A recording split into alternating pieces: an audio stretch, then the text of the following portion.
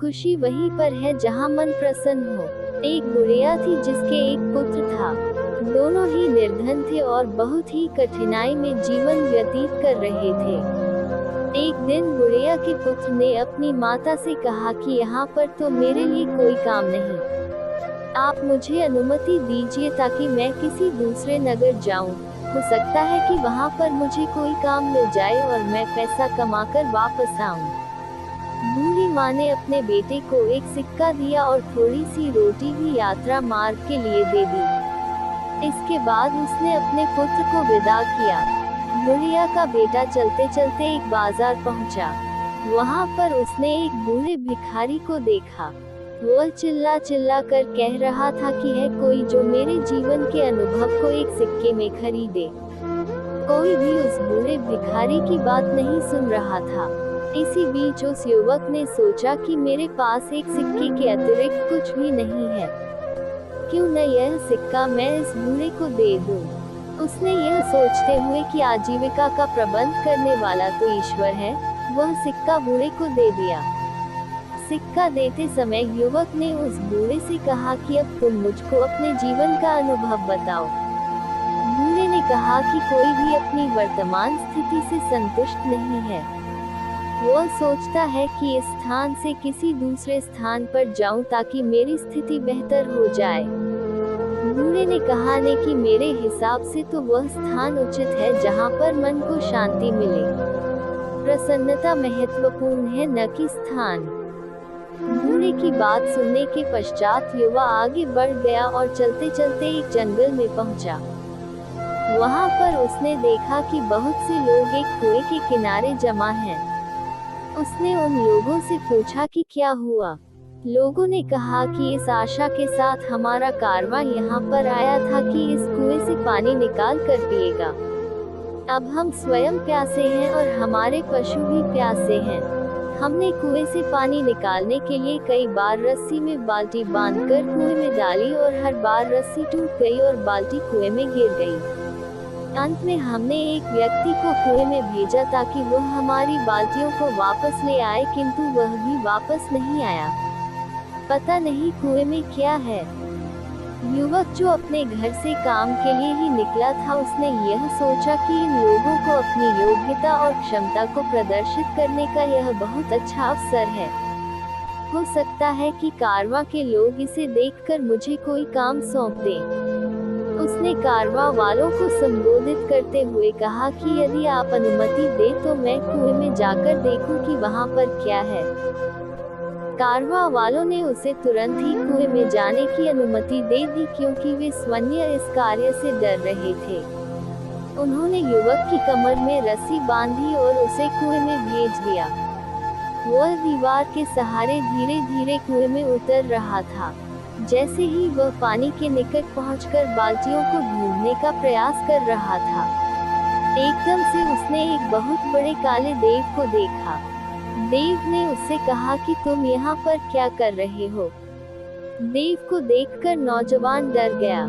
उसने देव को सलाम किया।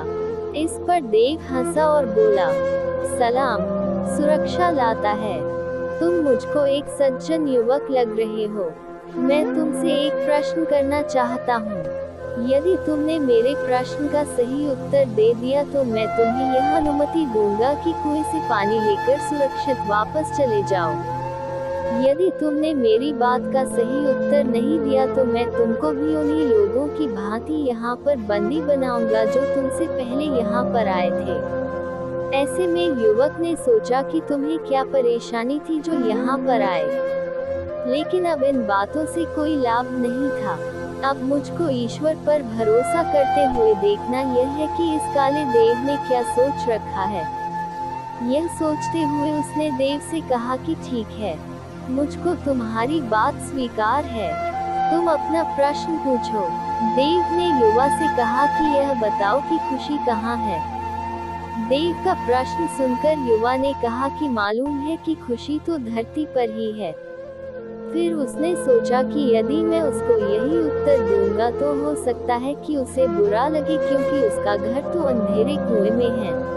अभी वह यह सोच ही रहा था कि युवक को बूढ़े फकीर की बात याद आई। घोड़े की बात जैसे ही उसके मन में आई वह बहुत प्रसन्न हुआ।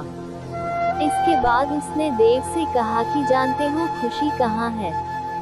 जहाँ पर मन प्रसन्न है वहीं पर खुशी है। उसकी बात सुनकर देव बहुत प्रसन्न हुआ। उसने कहा कि तुम्हारी बातों से पता चलता है कि तुम बहुत समझदार और अनुभवी हो।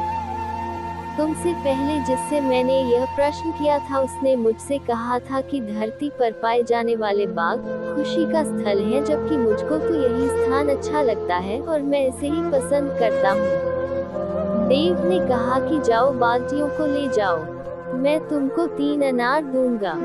जब तक अपने घर न पहुँच जाना, किसी से भी इस बारे में कोई बात नहीं करना।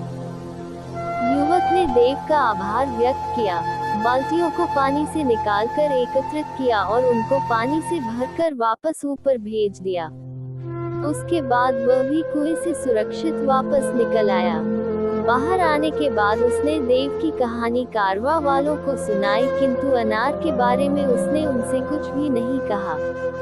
कारवां वालों से उसका आभार व्यक्त किया। फिर युवक कारवां के साथ अपने नगर वापस आ गया। जब वह अपने नगर पहुंचा तो कारवां वालों ने उसे एक गाय और भेड़ उपहार स्वरूप दी। उन्होंने कहा कि हम कुछ समय तक तुम्हारे नगर में रहेंगे। जब हम यहाँ से वापस जाएंगे तो तुम भी हमारे साथ आ सकते हो और हमारे लिए काम कर सकते हो। इसके बाद युवक ने कारवां वालों से विदा ली और अपने घर की ओर चल पड़ा। अपने पुत्र को देखकर उसकी माता बहुत प्रसन्न हुई। उसने कहा कि बहुत अच्छा हुआ कि तुम आ गए। मुझको तो आशा नहीं थी कि तुम इतनी जल्दी वापस आ जाओगे। युवक ने कहा कि ईश्वर ने मेरी सहायता की। अब तक मुझे एक गाय और एक भेड़ उपहार में मिल चुकी है। कुछ दिनों के बाद अब मैं कारवां वालों के साथ उनके नगर जा सकता हूँ और उनके लिए काम कर सकता हूँ। रात को माँ और बेटे ने खाना खाया। माँ थकी हुई थी अतः जल्द सो गई। युवक ने अपनी जेब से एक अनार निकाला और उसका एक टुकड़ा काटा। अनार के दाने बहुत चमक रहे थे, जो जगमगाते रत्न की भांति थे। युवक को पता चला कि अनार के दाने बहुमूल्य रत्न हैं। यह जानकर वह बहुत खुश हुआ। वह कारवां के साथ यात्रा पर नहीं गया। उसने कुछ रत्न लिए और उन्हें जाकर बाजार में बेच दिया। उनसे मिलने वाले पैसों से उसने एक दुकान खरीदी और व्यापार आरंभ किया। जब भी लोग किसी ऐसे व्यक्ति को देखते हैं जो अनुपयुक्त स्थान पर रहता हो या उसकी आय कम हो और बड़ी कठिनाइयों में जीवन व्यतीत करता हो, लेकिन इन सब के बावजूद भी वह प्रसन्न हो, तो लोग यह कहावत दोहराते हैं, कुजा खुशस्त आंजा के दिल खुशस्त, अर्थात खुशी वहीं पर है जहां मन प्रसन्न हो। दोस्तों, अगर आप भी ऐसी कहानियाँ सुनने के शौकीन हैं तो ऐसी ही नई नई कहानियाँ पाने के लिए हमारे चैनल को सब्सक्राइब करें एवं हमारी कहानी सबसे पहले सुनने के लिए बेल आइकन पर क्लिक करें। धन्यवाद।